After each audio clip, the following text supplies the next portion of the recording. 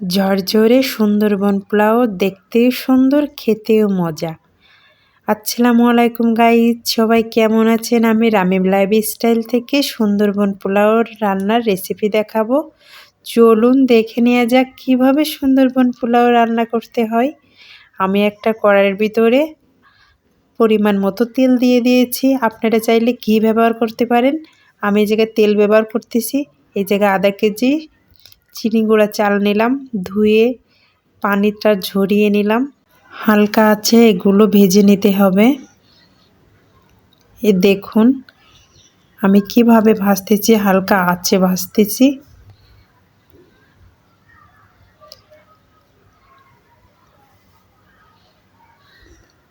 একটু ভাজা হয়ে গেলে আমি মশলাগুলো দিয়ে দিব। তেজপাতা দিলাম, রসুন, জিরা, আদা বাটা, লবঙ্গ, দারচিনি এগুলো দিয়ে আমি সুন্দর করে চালগুলো ভেজে নিব। আমার চালটাও ভাজা হয়ে যাবে, মশলাগুলো ভাজা হয়ে যাবে।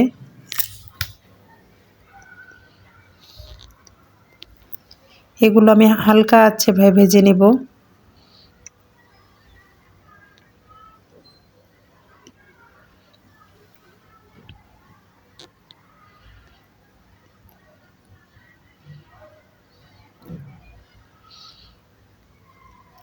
এক চা চামচ লবণ দিয়ে দিলাম,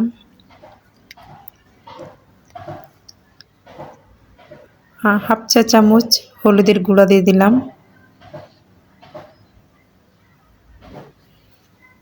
এগুলো আমি আবারও হালকা আছে ভেজে নিব।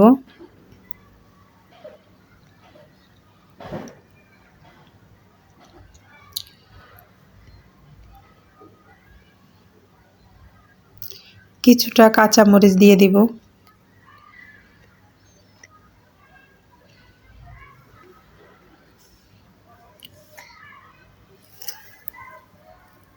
এভাবে ভাজতে ভাজতে কালারটা পরিবর্তন হয়ে যাবে। চালটা যত ভাজবেন যত সুন্দর ভাজা হবে, পোলাও দিয়ে তত সুন্দর ঘ্রাণ বেরোবে, পোলাওটা ঝরঝরি হবে।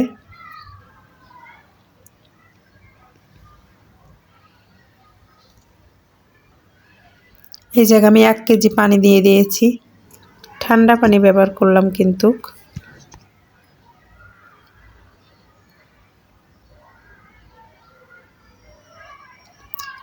বলকটা পারলে কিন্তু আমি ঢেকে দিব।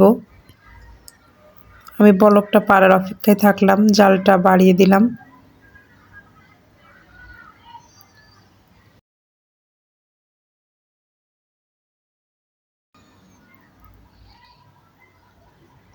এখন আমি চুলার আঁচটা কমিয়ে ঢেকে দিব। এই দেখুন আমি কিন্তু পানির পরিমাণটা দেখে নেবেন। এই দেখুন চাউল পানি সমান পরিমাণ হয়েছে। এখন আমি ঢেকে দিব হালকা আছে। এই দেখুন পানিটা শুকিয়ে গিয়েছে, আমার চালটাও প্রায় সেদ্ধ হয়ে যাওয়ার মতন হয়ে গিয়েছে। এখন আমি সুন্দর করে নাড়াচাড়া করে চেপে চেপে দিয়ে ঢেকে দিব।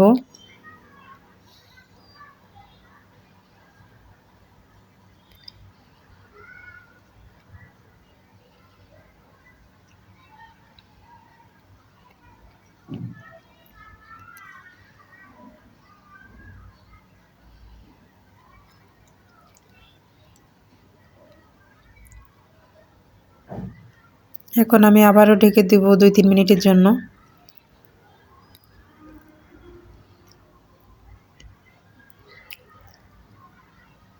দুই তিন মিনিট পরে দেখুন আবার একটু নাড়াচাড়া করে দিব।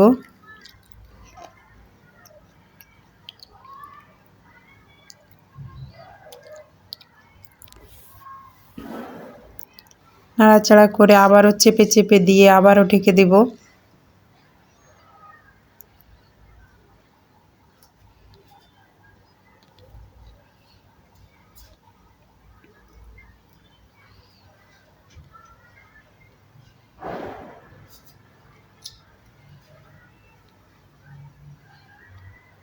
আপনাদের যদি পানি কম হয়ে যায় আপনারা কিন্তু ঠান্ডা পানিও ব্যবহার করতে পারেন। সাইড দিয়ে অল্প পানি দিয়ে দিতে পারেন, দিয়ে ঢেকে দিবেন, হালকা করে পানি দিয়ে ঢেকে দিবেন। আমার এই জায়গায় পানি লাগতেছে না, এই জন্য আমার পানি দেওয়া লাগলো না। আবারও 3 মিনিট পরে এই দেখুন আমার পোলাওটা রান্না শেষ। চালটা সেদ্ধ হয়ে গিয়েছে, কি সুন্দর ঝরঝরে হয়েছে।